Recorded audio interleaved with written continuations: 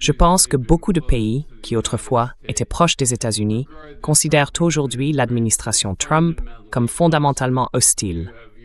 Des dirigeants européens l'ont d'ailleurs dit à plusieurs reprises. Et clairement, dans plusieurs pays d'Asie, il y a de vrais doutes, non seulement sur l'engagement de l'Amérique, mais aussi sur sa volonté de les intimider.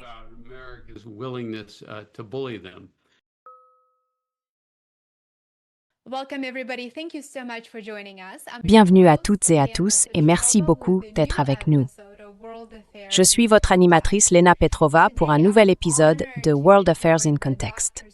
Aujourd'hui, j'ai l'honneur d'accueillir le Dr Stephen Walt, l'un des plus grands spécialistes mondiaux des relations internationales et professeur à l'université Harvard.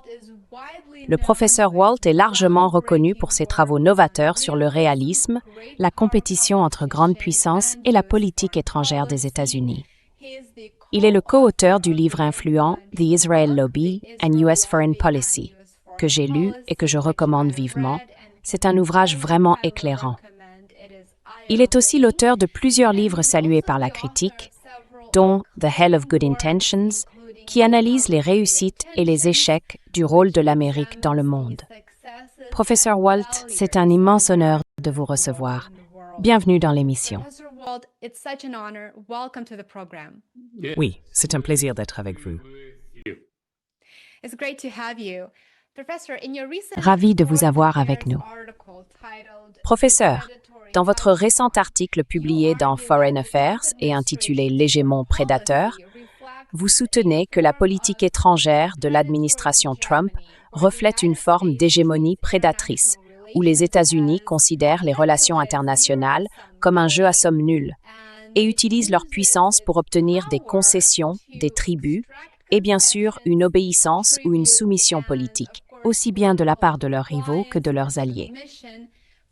Quels sont les principes fondamentaux de ce cadre d'analyse et en quoi diffère-t-il des approches précédentes des États-Unis en matière de leadership mondial?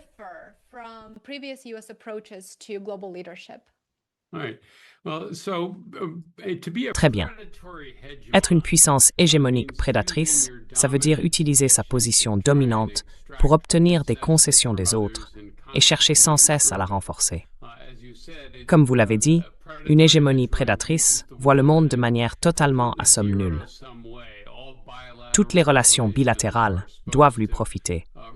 Si les deux parties y gagnent, elle veut quand même en tirer davantage. Elle cherche toujours la plus grosse part du gâteau dans n'importe quel accord. Et je pense que c'est un vrai tournant pour la politique étrangère américaine.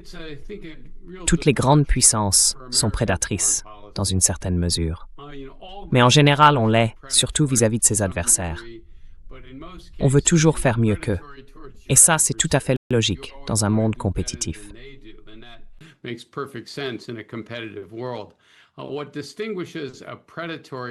Ce qui distingue une puissance hégémonique prédatrice d'une puissance plus bienveillante, c'est qu'une hégémonie prédatrice agit de la même façon avec ses alliés.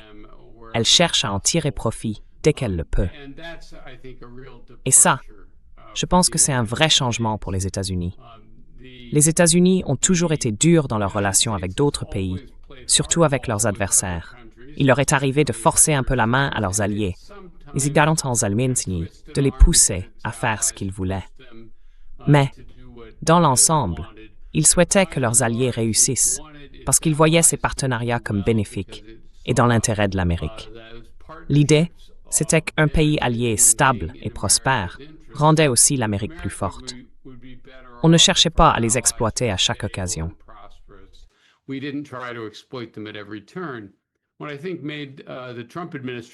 Ce qui, selon moi, a vraiment distingué l'administration Trump, la deuxième administration Trump, pour être clair, c'est qu'ils ont commencé à appliquer cette politique envers tout le monde, aussi bien envers les alliés que les adversaires. On pourrait même dire encore plus envers certains de nos alliés parce que les États-Unis ont aujourd'hui plus de poids sur eux. Mon argument principal, c'est que, comme les États-Unis ont construit au fil des années ces relations de dépendance et d'influence, cette approche peut fonctionner à court terme. Mais à long terme, elle risque d'échouer parce que nos partenaires vont commencer à chercher d'autres solutions.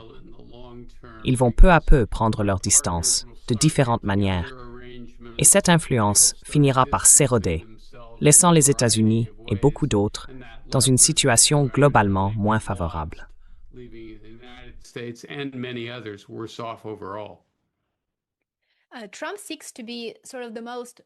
Trump cherche à être, en quelque sorte, l'homme le plus puissant du monde, et il ne cherche même pas à le cacher. Beaucoup disent que ce sont des ambitions assez impériales, voire néo-impériales.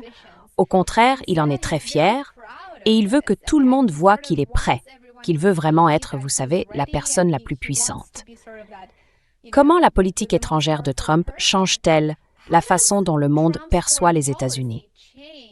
Et comment a-t-elle déjà modifié le rôle des États-Unis dans le monde depuis que Trump a entamé son second mandat l'année dernière?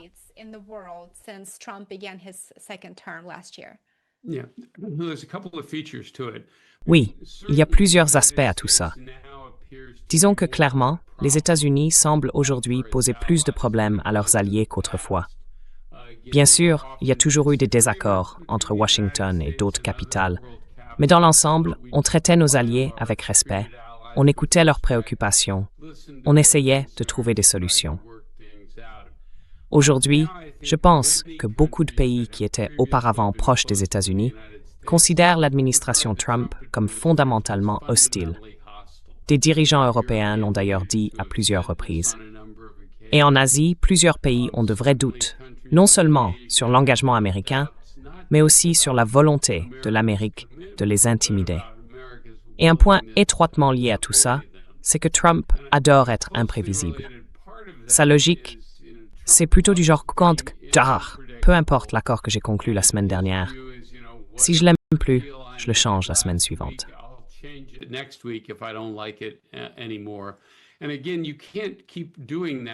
Encore une fois, on ne peut pas continuer comme ça, sans que les autres finissent par dire que ça ne vaut tout simplement pas le coup, que ça ne sert à rien d'essayer de négocier avec ce type. Il change sans arrêt les règles. Tout ce qu'on accepte avec lui, il risque de ne pas le respecter. Et donc, avec le temps, les autres commencent à chercher des relations qui, sur le papier, sont peut-être un peu moins avantageuses, mais qui paraissent plus solides, plus prévisibles, plus fiables.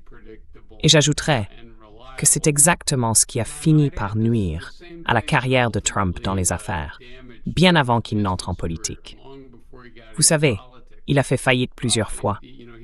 Il avait du mal à obtenir des prêts parce qu'il ne payait pas les gens avec qui il travaillait. Encore une fois, je pense que les États-Unis ont une position de force qui leur permet de faire ça pendant un certain temps. Mais on commence à voir que les autres pays ne vont pas tolérer ça indéfiniment.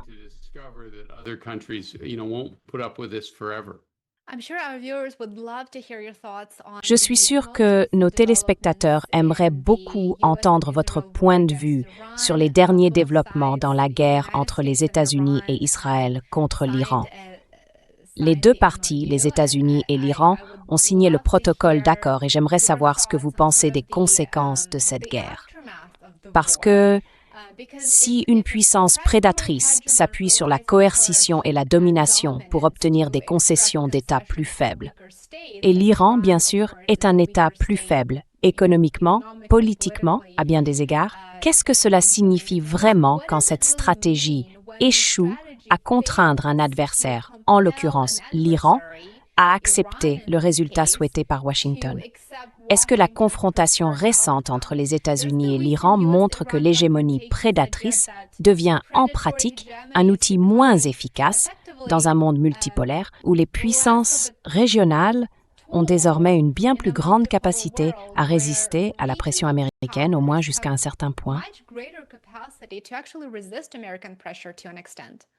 Le point essentiel ici, c'est que cet événement, cette guerre vraiment insensée, montre les limites de la puissance américaine et plus largement, les limites de la force militaire dans certaines situations. Il faut aussi noter que Trump n'a pas réussi à intimider la Chine non plus. Quand il a annoncé sa nouvelle politique de tarifs douaniers, il a imposé, je crois, un droit de 45% sur les produits chinois.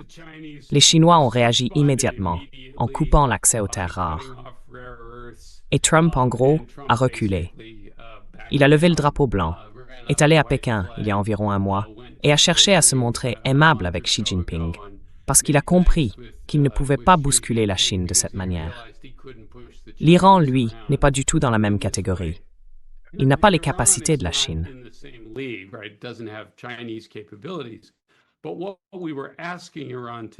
Mais ce qu'on demandait à l'Iran de faire, et la manière dont on s'y est pris, c'était pas quelque chose que l'Iran allait accepter. Et ils avaient un levier de pression extrêmement puissant, comme beaucoup l'avaient déjà averti. Leur capacité à bloquer le trafic maritime dans le détroit d'Ormuz. Cela aurait coupé environ 20% des exportations de pétrole et de gaz, ainsi que celles d'engrais, de nafta et d'un tas d'autres produits industriels essentiels. Autrement dit, ils avaient vraiment la main mise sur l'économie mondiale. Et la raison pour laquelle Trump a en quelque sorte fini par céder face à l'Iran, c'est qu'il a compris enfin que les dégâts que cela allait causer à l'économie américaine et à d'autres économies dans le monde seraient tout simplement énormes s'il ne parvenait pas à faire cesser la guerre. Et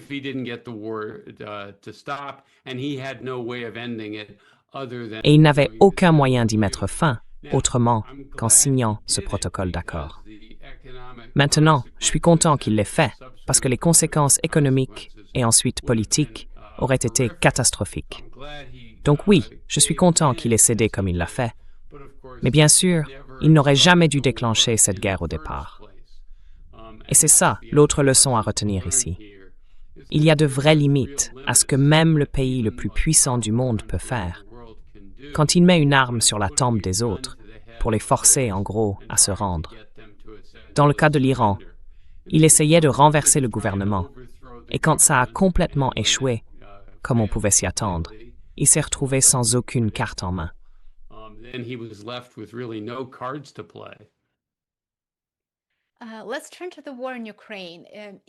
Parlons maintenant de la guerre en Ukraine. Dans votre article, vous avez écrit, je cite, « Le pouvoir coercitif de l'hégémonie prédatrice dépend du maintien des autres États dans une condition de soumission permanente. » Cette phrase m'a vraiment marquée. Professeur Walt, si l'hégémonie prédatrice repose sur l'idée que les États-Unis peuvent utiliser leur puissance supérieure pour obliger les autres à se plier à leurs objectifs, comment expliquez-vous alors l'incapacité de Washington à mettre fin à la guerre en Ukraine après des années d'aide militaire, de sanctions et bien sûr de pression diplomatique? Est-ce que cet échec ne met pas en évidence un autre décalage fondamental entre l'image que l'Amérique se fait d'elle-même sous Trump, celle d'une puissance hégémonique, et la réalité d'un monde émergent où des grandes puissances comme la Russie et la Chine peuvent, elles aussi, imposer leurs conditions sans ressentir le besoin de servir les intérêts américains?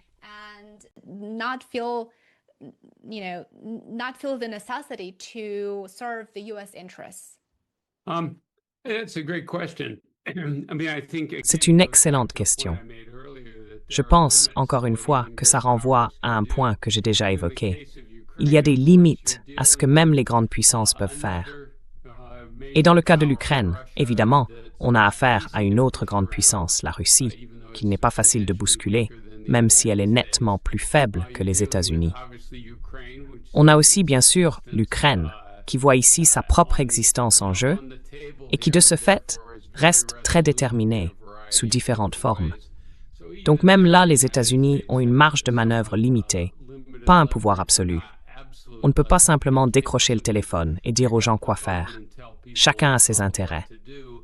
Et ils voudront s'assurer que, quel que soit le règlement final en Ukraine, ils protègent au moins de manière suffisante les intérêts de tout le monde.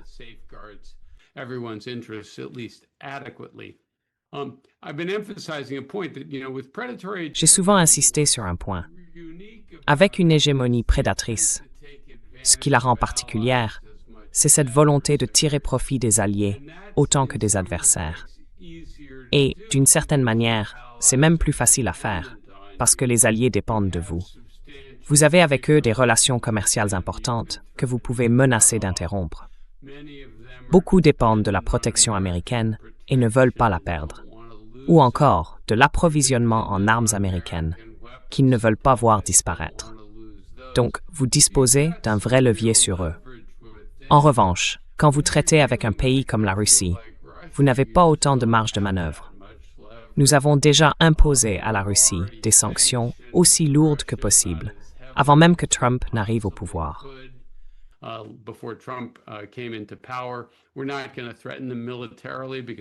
ne va pas les menacer militairement, parce qu'ils sont eux aussi une puissance nucléaire. Donc, d'une certaine manière, il y a de vraies limites à ce qu'on peut faire. Cela dit, je pense qu'un autre problème ici, c'est que l'administration Trump n'a jamais eu de stratégie claire sur ce qu'elle voulait faire vis-à-vis de l'Ukraine. Elle a confié le dossier à 2 diplomates amateurs qui ne savaient pas vraiment ce qu'ils faisaient. Je parle de Kurt Volker et de Jared Kushner. Avec une combinaison pareille, il ne faut pas s'attendre à un accord. À mon avis, les États-Unis auraient pu faire beaucoup plus de progrès s'ils avaient adopté une position, disons, pas totalement neutre, mais de médiation plutôt favorable à l'Ukraine, en disant clairement « Écoutez, cette guerre doit se terminer ».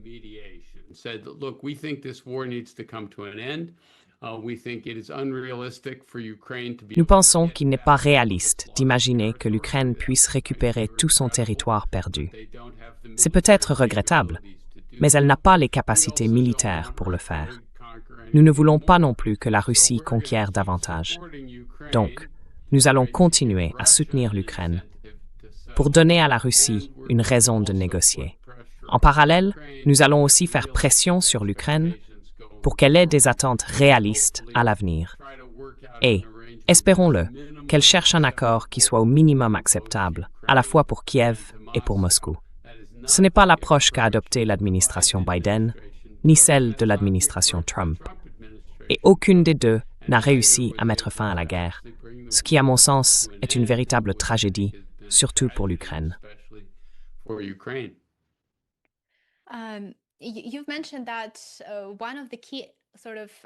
Vous avez mentionné qu'une des caractéristiques essentielles d'une hégémonie prédatrice, c'est de chercher à obtenir des concessions aussi bien de ses alliés que de ses adversaires. Et comme l'Union européenne joue un rôle majeur dans la guerre en Ukraine, que beaucoup considèrent bien sûr comme une guerre par procuration contre la Russie à travers l'Ukraine, comment les États-Unis modifient-ils le rôle de l'Europe comme acteur politique mondial au fil de ce conflit?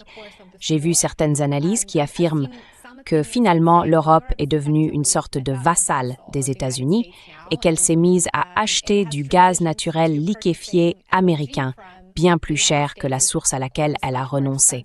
Alors comment l'administration Trump a-t-elle transformé le rôle de l'Europe ou sa posture dans la politique internationale?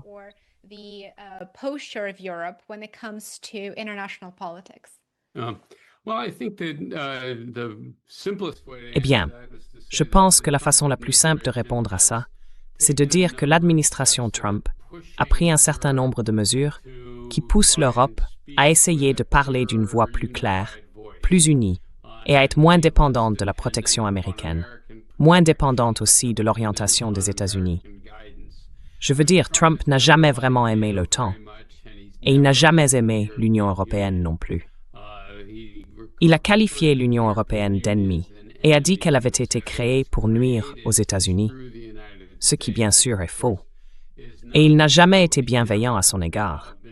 Je pense qu'il aimerait voir un monde où l'Union européenne se désintégrerait complètement afin que les États-Unis puissent traiter séparément avec chaque pays européen.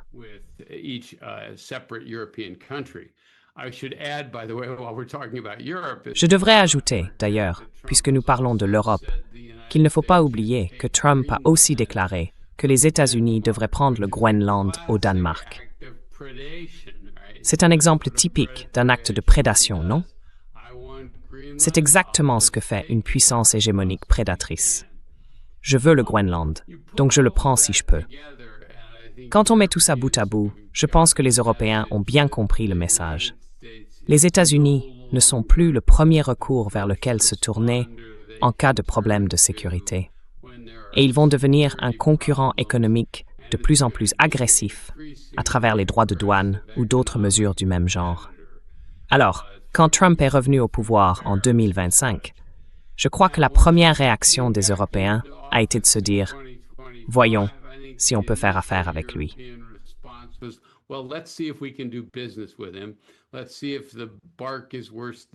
Voyons si ses aboiements sont pires que sa morsure et s'il s'en sortira. Je pense qu'avec le temps, ils ont fini par se défaire de cette illusion. Que ce soit après le discours du vice-président J.D. Vance à la conférence sur la sécurité de Munich, ou encore en 2025, à cause de la manière dont Trump a traité le président Zelensky en Ukraine, sans parler des politiques tarifaires qu'on leur a imposées. Les Européens devraient avoir compris, à ce stade, que les États-Unis d'aujourd'hui ne sont plus les mêmes sous ce président qu'ils l'étaient auparavant. C'est pour ça qu'on voit les pays européens augmenter fortement leurs dépenses de défense et parler beaucoup plus sérieusement d'autonomie stratégique. C'est aussi pour ça que la Finlande et la Suède ont rejoint l'OTAN en réaction à l'invasion de l'Ukraine, et ainsi de suite. Tout cela montre simplement que quand on a affaire à un prédateur, essayer de l'apaiser ou de composer avec lui ne mène qu'à un certain point. Trump began his second term saying that the war in Ukraine is not his war. And now we're in the second half of June 2026, and it is fair to say that it has become very much his war.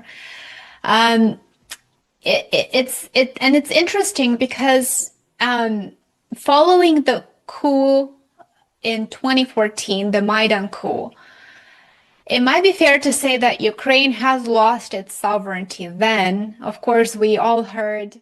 Dans une conversation téléphonique ayant fuité, disait en substance que les États-Unis et leurs partenaires en Ukraine choisissaient eux-mêmes les responsables politiques ukrainiens de l'époque.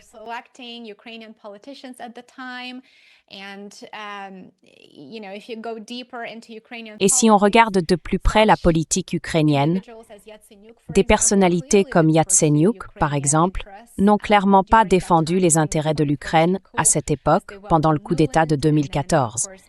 Ils ont accueilli Nuland, puis bien sûr McCain, qui a encouragé les Ukrainiens à aller à l'encontre de ce qu'ils considéraient jusque-là comme contraire à leurs intérêts. Parce qu'avant 2014, la population ukrainienne était largement opposée à l'idée de rejoindre l'OTAN.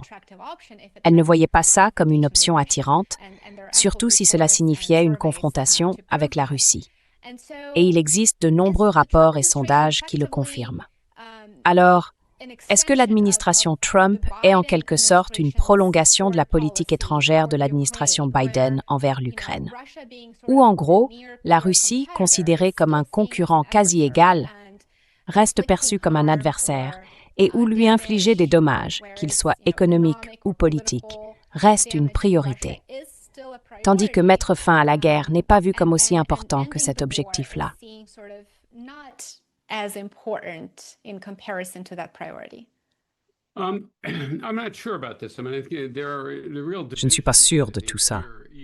Je veux dire, il y a de vraies divisions, je pense, même au sein de l'administration Trump. Trump lui-même, vous savez, a toujours eu un faible pour le président Poutine, en Russie. Il semble l'admirer, il pense que c'est un type formidable.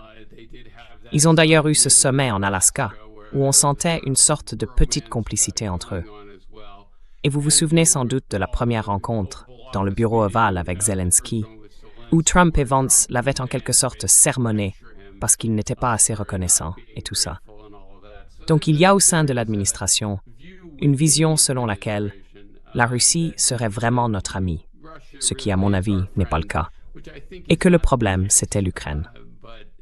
Malheureusement, à ce moment-là, ils se sont retrouvés face à plusieurs difficultés. Le premier problème, c'est qu'il y a encore des républicains qui sont fermement en désaccord avec cette idée.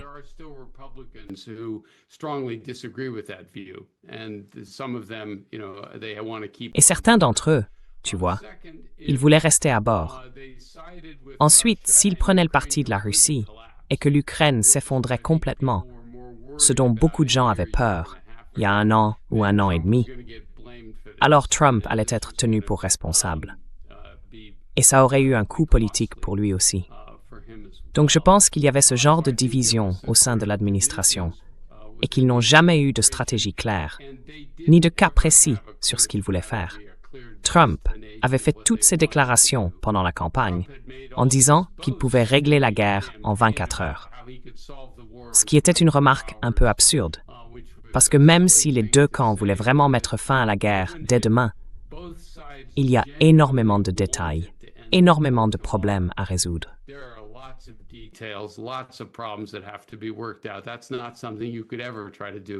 C'est pas quelque chose qu'on peut essayer de faire en 24 heures. Et je pense qu'à ce moment-là, Trump a été un peu embarrassé, parce qu'il a tenté quelques démarches, un peu molles au début, et il s'est complètement fait rembarrer. Il s'est fait rembarrer par les Ukrainiens, il s'est fait rembarrer par les Russes. Et ça, je crois que ça l'a agacé, au moins en partie. Du coup, il est peut-être un peu moins fan de Poutine qu'il ne l'était avant. Maintenant, la dernière partie de tout ça, évidemment, c'est que la guerre s'est sans doute mieux passée, du point de vue russe, que du point de vue ukrainien. Mais on ne peut pas parler d'une victoire éclatante. Ils se battent en Ukraine depuis plus longtemps que la Première Guerre mondiale, et ils ont pris environ 20% du pays à un coût énorme, à la fois économique et humain.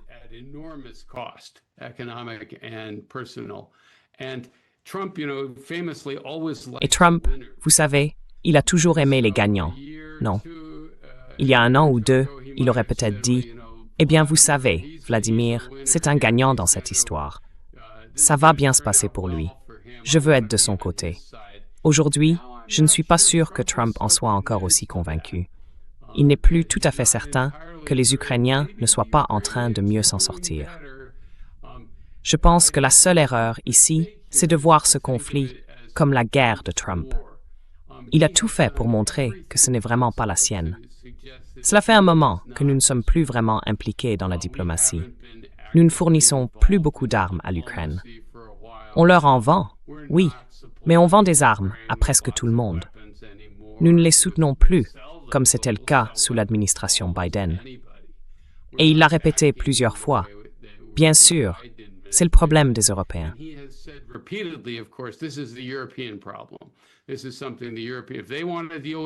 C'est quelque chose que les Européens peuvent gérer s'ils le souhaitent. Très bien, mais ce n'est pas notre problème. Le président Vance ou le vice-président Vance a dit à peu près la même chose. Donc je pense qu'il comprend qu'il n'a pas grand-chose à y gagner et qu'il essaie de rester aussi loin que possible de cette affaire. Évidemment, ces derniers mois, il a été distrait par ce chaos au Moyen-Orient. Et ça va continuer à poser problème, parce qu'ils ont maintenant 60 jours pour essayer de négocier un accord. Ce sera sans doute très difficile, probablement impossible à atteindre, ce qui veut dire qu'il va devoir vivre avec cette pression constante. Et à mon avis, il ne faut pas s'attendre à ce que l'administration prenne vraiment la question de l'Ukraine au sérieux d'ici, disons, les élections de mi-mandat en novembre.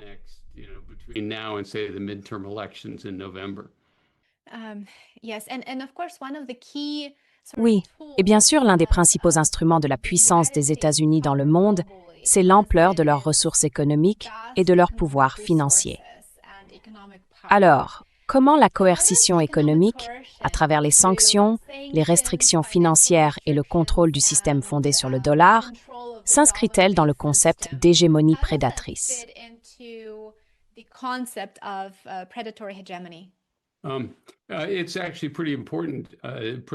C'est en fait assez important.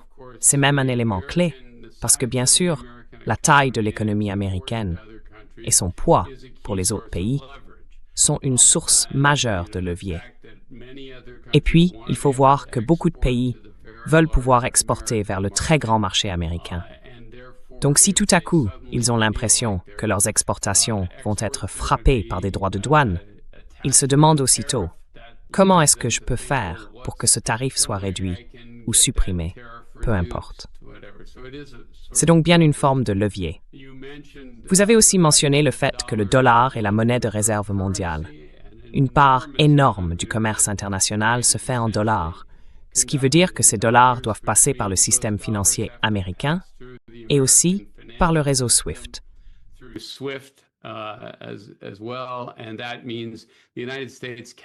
Cela veut dire que les États-Unis peuvent couper complètement d'autres pays ou des entreprises, non seulement de l'économie américaine, mais en réalité de l'économie mondiale. C'est un outil qu'on appelle l'interdépendance militarisée et qu'on a utilisé avec une certaine efficacité, dans une certaine mesure, contre la Russie et bien sûr contre des pays comme l'Iran par le passé. Mais il faut bien voir que, comme toutes les autres formes de levier, ce pouvoir n'est pas absolu. Il peut s'affaiblir avec le temps. Si les États-Unis continuent de menacer un pays avec des droits de douane, ce pays va commencer à conclure des accords commerciaux avec d'autres. On ne peut pas remplacer complètement les États-Unis, mais on peut clairement réduire leur importance dans ces échanges commerciaux.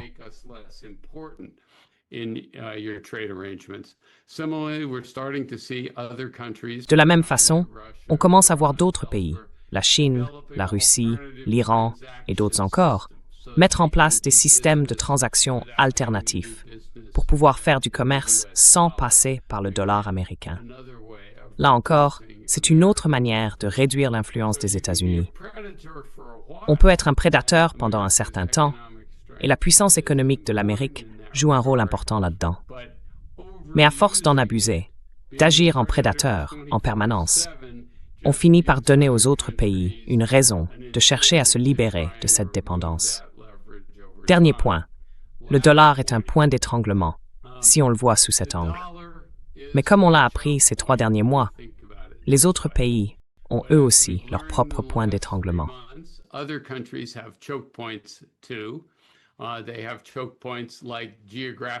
Ils ont des points d'étranglement, comme des points d'étranglement géographiques, et il y en a d'autres dans le monde, pas seulement le détroit d'Ormuz.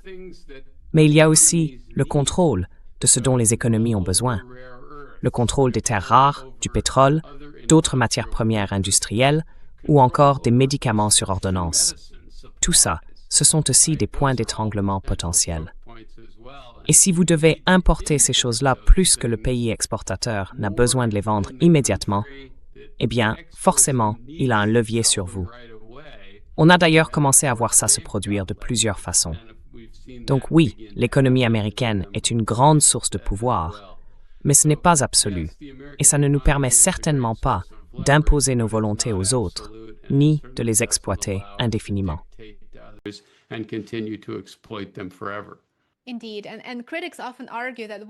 En effet, et les critiques affirment souvent que l'usage intensif des sanctions par Washington a en réalité affaibli plutôt que renforcé l'influence des États-Unis.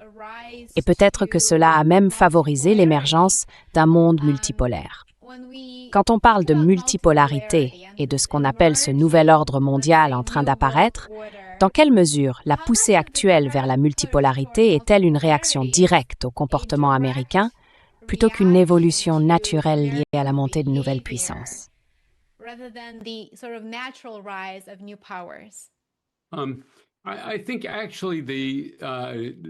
Je pense qu'en réalité, les arguments sur la multipolarité relèvent plus du souhait que de la réalité. Cela fait bien 30-35 ans qu'on entend parler d'une multipolarité émergente, comme d'une situation souhaitable. À l'époque du moment unipolaire, les Russes, les Chinois, les Français, et même certains Allemands ou Britanniques disaient déjà qu'un monde multipolaire serait préférable. Ils s'inquiétaient de la domination américaine, des États-Unis, vus comme le gorille de 350 kilos, que personne ne pouvait contrôler. Et on retrouve encore aujourd'hui ce genre de discours dans pas mal d'endroits.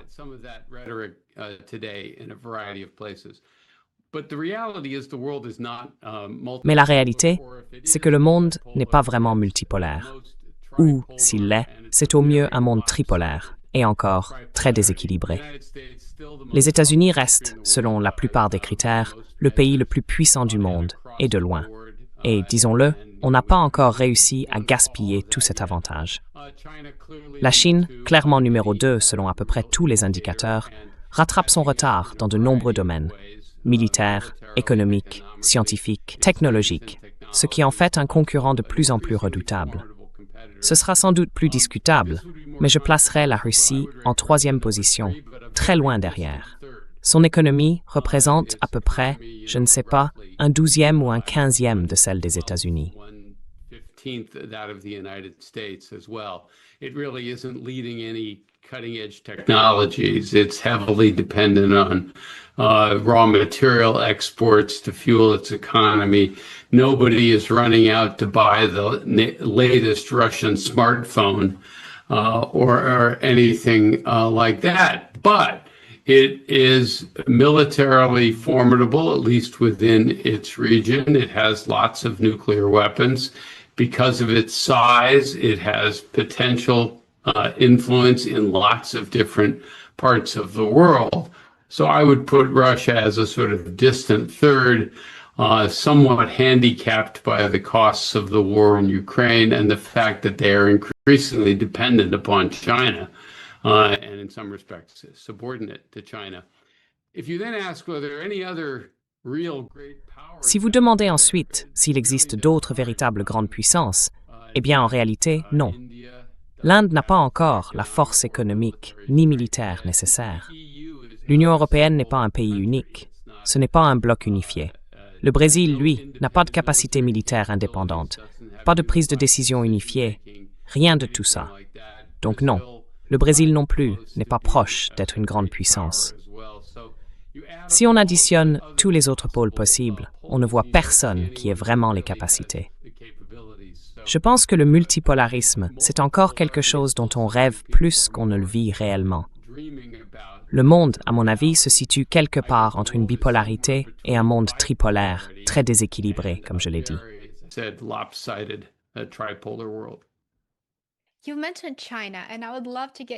Vous avez mentionné la Chine et j'aimerais beaucoup avoir votre point de vue sur la compétition entre les États-Unis et la Chine, cette rivalité entre grandes puissances. Washington, dans sa plus récente stratégie de sécurité nationale, je crois qu'elle a été publiée vers la fin de l'année 2025 et je suis sûre que vous la connaissez très bien, donc n'hésitez pas à me corriger si je me trompe, y définit, en substance, la Chine comme un adversaire dans certains contextes. Selon vous, la stratégie de Washington vis-à-vis de Pékin est-elle motivée avant tout par de réelles préoccupations de sécurité ou plutôt par la volonté de préserver la primauté américaine?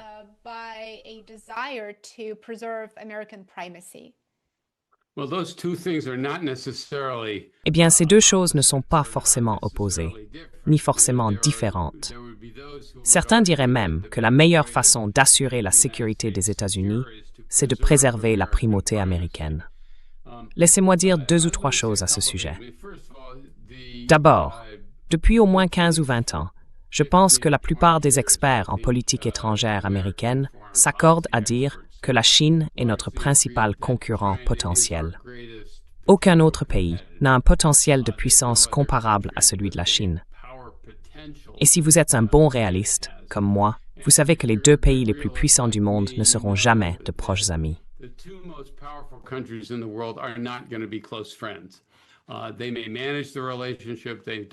Ils peuvent gérer leurs relations. Ils n'ont pas forcément besoin d'entrer en guerre l'un contre l'autre. Mais ils vont toujours se regarder avec méfiance, surveiller ce que fait l'autre et s'inquiéter dès qu'ils ont l'impression que l'autre prend de l'avance pendant qu'eux reculent. C'est donc une relation fondamentalement compétitive, même s'il y a des domaines où la coopération leur apporte des avantages. Et même si les 2 parties savent très bien qu'un grand conflit économique ou militaire serait une catastrophe. Malgré tout, la compétition reste au cœur de leur relation.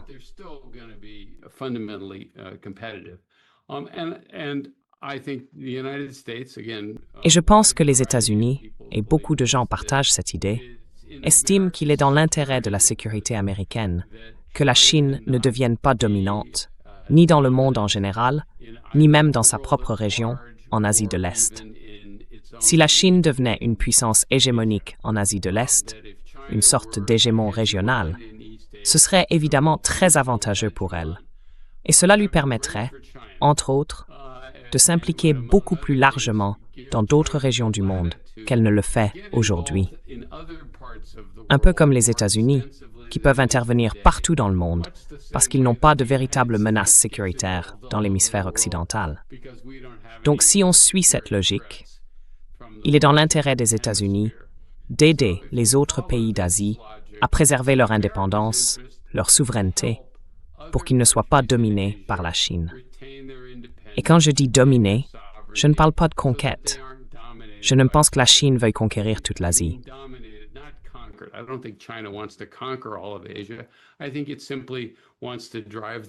Je pense que son objectif, c'est tout simplement de pousser les États-Unis à se retirer et d'entretenir avec la plupart de ses voisins une relation marquée par une certaine déférence pour ne plus avoir à les considérer comme des problèmes de sécurité. Et les États-Unis, en travaillant avec des pays comme le Japon, la Corée du Sud, les Philippines, l'Australie, le Vietnam, l'Inde et quelques autres, peuvent sans doute empêcher que cela se produise, à condition d'agir avec un minimum d'intelligence.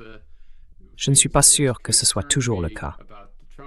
Et ce qui m'a préoccupé dans l'administration Trump, comme chez leurs prédécesseurs récents d'ailleurs, c'est que, au lieu de se concentrer sur le maintien d'un équilibre des forces favorables en Asie, on continue de se mêler de conflits absurdes ailleurs dans le monde. On ne les gagne pas. On y gaspille énormément de ressources. On abîme nos relations avec d'autres pays. Et on ne se concentre pas sur ce qui constitue, en réalité, le défi de sécurité le plus important.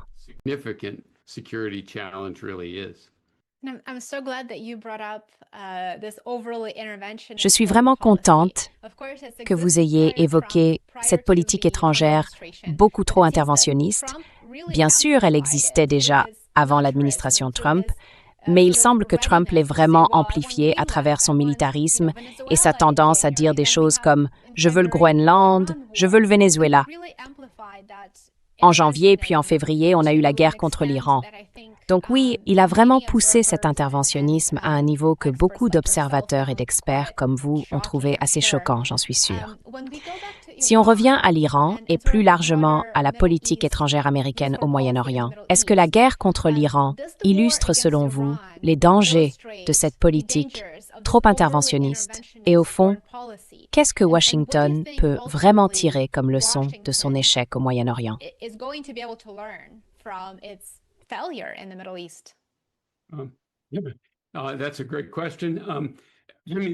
C'est une excellente question.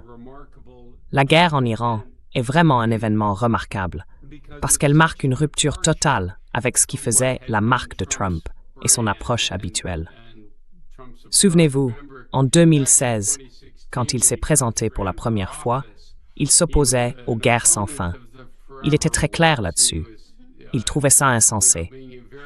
Il disait qu'on ne devait pas le faire, qu'il allait toutes les arrêter et ne plus jamais recommencer. Et puis, en 2024, quand il s'est représenté, il a critiqué Kamala Harris en disant qu'elle allait nous entraîner dans plein d'autres guerres. Lui, il se présentait comme le candidat de la paix, et ainsi de suite. Donc la guerre en Iran, c'est vraiment un mystère quand on y pense. Ce n'est pas que Trump refusait d'utiliser la force militaire, mais il voulait toujours le faire de manière très limitée, sur des conflits très courts. Par exemple, il a eu recours à la force pour tuer Qassem Soleimani, le chef du corps des gardiens de la révolution iranienne.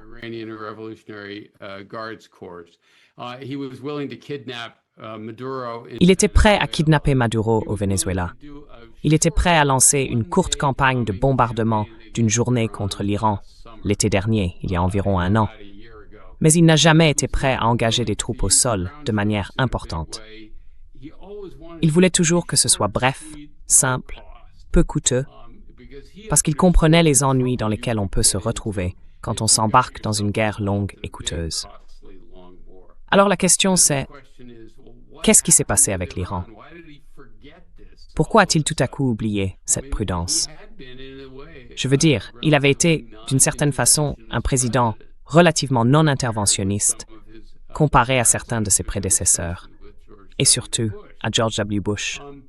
Et je pense que là, c'est parce qu'il a été convaincu, en grande partie, par le premier ministre israélien Benjamin Netanyahou, que s'en prendre à l'Iran, ce serait un peu comme s'en prendre au Venezuela, que ce serait rapide, efficace, qu'on éliminerait la direction du pays. take out the top leadership, the Iranians would rise up.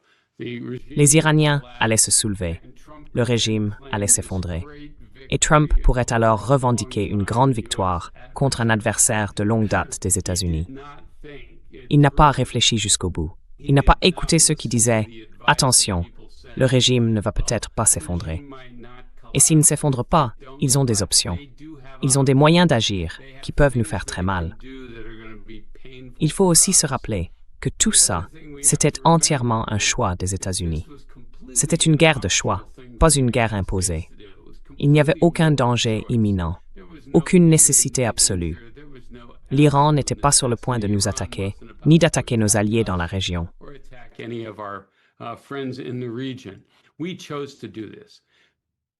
Nous avons choisi de faire ça, ce qui veut dire que c'était pas si important pour nous. Pour l'Iran, en revanche, c'était une guerre de survie. C'était vraiment existentiel. Ils étaient prêts à encaisser énormément pour s'en sortir à la fin, et simplement pour survivre. Et c'est exactement ce qu'ils ont fait. Donc oui, c'est un mystère. La seule chose que je dirais, c'est que ça montre bien que quand on dispose d'une puissance militaire immense, qu'on est présent un peu partout dans le monde, qu'on a 1000 options possibles et qu'on a la capacité de tout faire exploser assez facilement, à très faible coût et sans grand risque pour soi, eh bien, c'est parfois très difficile de résister à la tentation d'utiliser cet outil.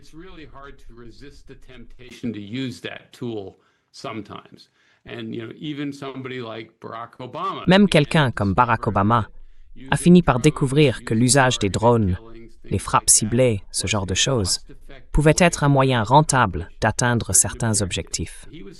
Lui aussi se méfiait des grandes guerres. Mais quand on dispose d'une telle puissance, il faut une discipline énorme et un vrai sens stratégique pour ne pas croire que faire exploser quelque chose est la solution facile à un problème politique durable. Peut-être que Trump a retenu cette leçon. Peut-être que Washington finira par l'intégrer. Enfin. Mais vous savez, on nous l'a déjà apprise dans le passé, y compris assez récemment, et on a réussi à l'oublier très vite.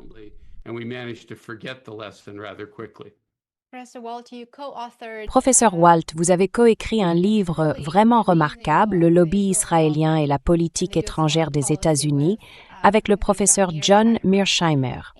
Et si je ne me trompe pas, vous l'avez écrit il y a plus de 10 ans. Presque 20 ans déjà. Il y a presque 20 ans. Alors, avez-vous vraiment remarqué un changement dans le pouvoir du lobby pro-israélien aujourd'hui par rapport à l'époque où vous avez écrit le livre? Et bien sûr, comme vous l'avez mentionné, Israël a eu son mot à dire dans cette guerre de choix contre l'Iran.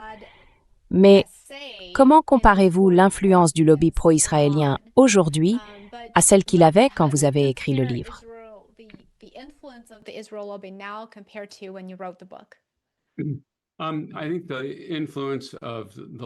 Je pense que l'influence du lobby, qui encore une fois regroupe plusieurs organisations, des groupes comme l'AIPAC, la Fondation pour la défense des démocraties, le Washington Institute for Near East Policy, ou encore les Chrétiens unis pour Israël. On pourrait aussi citer d'autres organisations, comme la Ligue anti-diffamation. Oui, si on met tous ces groupes ensemble, je pense que leur influence sur le processus politique reste très forte. Leur influence sur la politique américaine au Moyen-Orient est encore très importante. Mais les choses ont changé à plusieurs égards. D'abord, ce n'est plus un sujet tabou, comme ça l'était à l'époque où nous avons écrit notre livre.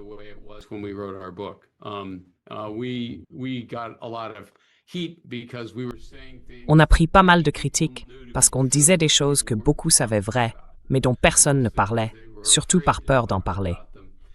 Et cette peur, aujourd'hui, elle a quasiment disparu. Ensuite, on a vu un énorme changement dans l'opinion publique aux États-Unis, surtout chez les jeunes Américains, où Israël n'est plus perçu aussi positivement qu'avant. C'est particulièrement vrai dans le Parti démocrate, mais on le voit aussi dans certaines parties du Parti républicain. Et, comme je l'ai dit, c'est très net chez les jeunes. Donc, vraiment, pour la première fois, je pense, de mon vivant, il y a plus de sympathie chez les Américains pour les Palestiniens que pour Israël.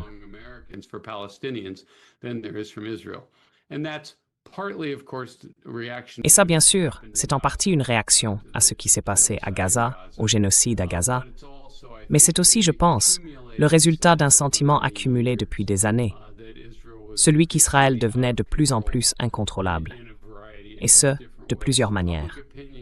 L'opinion publique a donc changé de façon spectaculaire.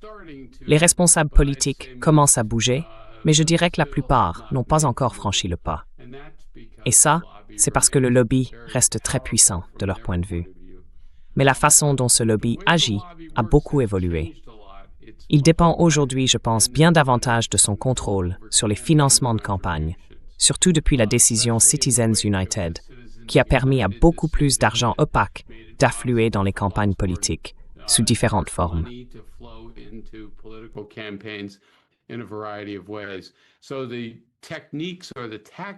Les techniques, ou plutôt les tactiques, que ces groupes utilisent pour maintenir les responsables politiques dans le rang, ont un peu changé. Mais leur influence globale, elle, n'a pas vraiment diminué autant que l'opinion publique pourrait le penser. Et j'ajouterais qu'un excellent livre va paraître, je crois en septembre, écrit par Eli Clifton et Ian Lustig. Il s'intitule « Israel's Lobby ». Ce livre reprend l'histoire là où nous l'avions laissée en 2007, et il décrit en détail comment les activités et les modes d'action du lobby ont évolué. Donc vraiment, les gens devraient l'acheter et le lire quand il sortira.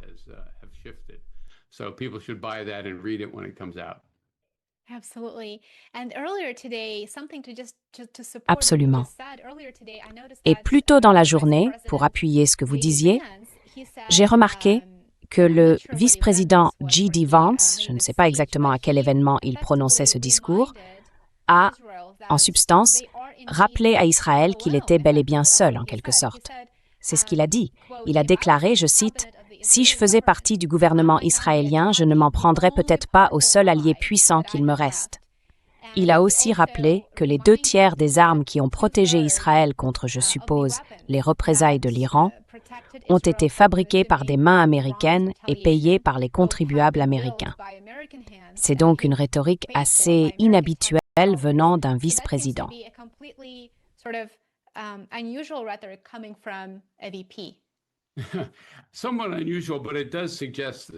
C'est un peu inhabituel, mais ça montre bien que la guerre avec l'Iran a évidemment créé une sorte de fracture entre le gouvernement Netanyahou et Trump. Vous savez, ils ont été très proches pendant longtemps, et Trump a toujours traité Netanyahou avec beaucoup de respect. Mais d'abord, je pense que Trump se rend compte maintenant que c'est Netanyahou qui l'a entraîné dans ce bourbier. Il n'aurait jamais dû écouter le Premier ministre.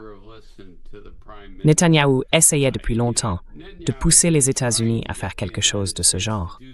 Mais Bush ne l'a pas fait, Obama ne l'a pas fait, et Trump non plus pendant son premier mandat.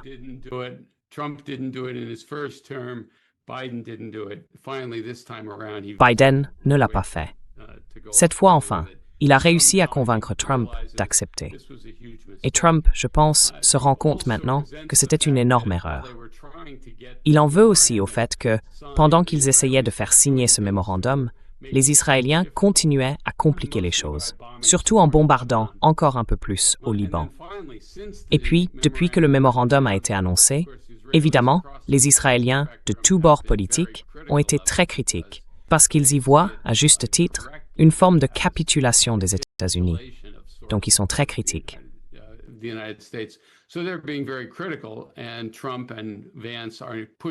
Trump et Vance répondent aussi à toutes leurs critiques. Ils ne veulent pas admettre qu'ils se sont trompés dès le départ, mais en même temps, ils refusent d'être critiqués sur les termes de l'accord. Et sur ce point, ils ont raison. D'abord, Israël devrait faire attention avant de se couper du seul allié vraiment important qui lui reste, et du plus essentiel de tous. Ensuite, il faut dire que les Israéliens ont aussi contribué à nous mettre dans cette situation. Peut-être qu'ils devraient prendre un peu de recul et se demander comment on en est arrivé là. Donc c'est un de ces rares moments où je me retrouve plutôt d'accord avec le président et le vice-président.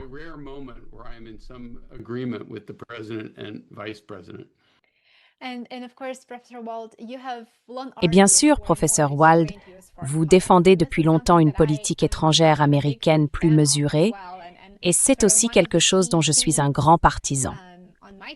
L'un des thèmes centraux de ma chaîne, c'est justement de mettre en avant l'importance de la retenue dans la politique étrangère des États-Unis, ainsi que le coût humain et les échecs qu'un manque de retenue a provoqué dans différentes régions du monde.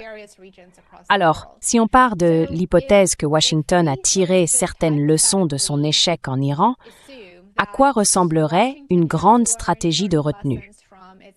Disons qu'il y aurait à partir de maintenant une certaine dose de retenue dans la politique américaine. Concrètement, à quoi ressemblerait cette stratégie de retenue, disons en 2026 et au-delà?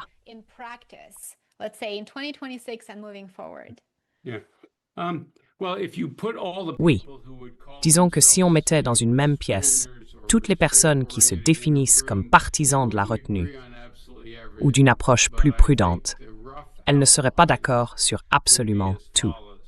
Mais à grands traits, je dirais que leur position serait la suivante. Les États-Unis devraient être moins activement impliqués dans la sécurité européenne. Ils devraient rester membres de l'OTAN, continuer à travailler en coopération avec nos partenaires européens, mais, avec le temps, transférer progressivement davantage de responsabilités en matière de sécurité européenne aux Européens eux-mêmes. L'idée, c'est qu'ils ont en réalité les moyens de le faire, à condition d'être bien organisés et mobilisés. Et tout cela devrait se faire de manière très coopérative. Nous ne sommes pas en colère, nous ne sommes pas hostiles, ni dans un esprit de revanche.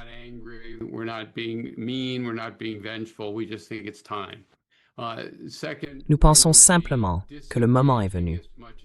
Ensuite, nous voudrions nous désengager autant que possible du Moyen-Orient, arrêter d'essayer de le réorganiser, d'en faire une copie des États-Unis, ou de dire à chaque pays de la région ce qu'il doit faire. En gros, il s'agirait d'adopter une approche beaucoup plus fondée sur l'équilibre des puissances. Nous ne voulons pas qu'un seul pays contrôle toutes les ressources énergétiques de la région. C'est toujours un enjeu majeur. On a vu ce qui se passe quand un pays peut fermer le détroit d'Ormuz.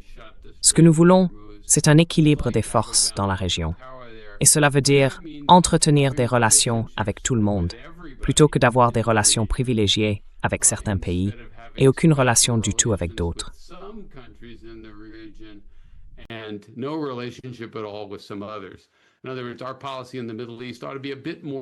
En d'autres termes, notre politique au Moyen-Orient devrait ressembler un peu plus à celle, disons, de la Chine.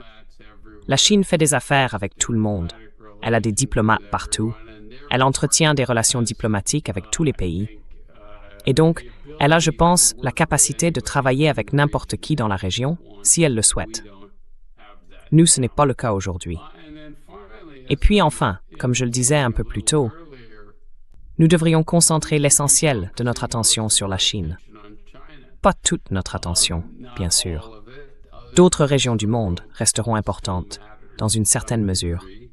Mais notre priorité devrait être de maintenir un équilibre des pouvoirs favorable face à la Chine et de prendre, ici aux États-Unis, les mesures nécessaires pour continuer à rivaliser avec elle sur plusieurs plans.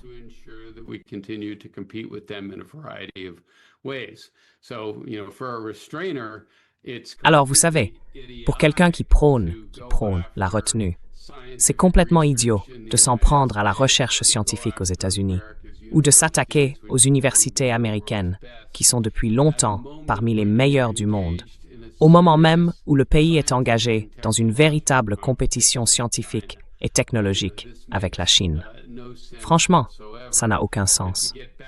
Et pour revenir au thème de l'hégémonie prédatrice, la dernière chose à faire dans une situation pareille, quand on a besoin d'alliés comme le Japon, la Corée du Sud et d'autres, c'est de déclencher une guerre commerciale avec ses partenaires en Asie, dont on dépend aussi sur le plan de la sécurité. Donc, une politique étrangère fondée sur la retenue devrait concentrer davantage notre attention sur l'Asie, se désengager du Moyen-Orient, faire moins en Europe, renforcer notre puissance ici, chez nous, et ensuite se concentrer avant tout sur la gestion de la relation avec la Chine, tout en sachant aussi lui faire concurrence de manière efficace.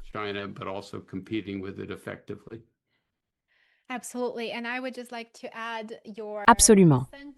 Et j'aimerais simplement ajouter une phrase tirée de votre article. Vous avez écrit que l'hégémonie prédatrice porte en elle les germes de sa propre destruction. Et ça, c'est quelque chose qui m'a vraiment marqué parce qu'on peut clairement le constater dans la réalité. Vous en avez d'ailleurs parlé en détail tout au long de cette conversation.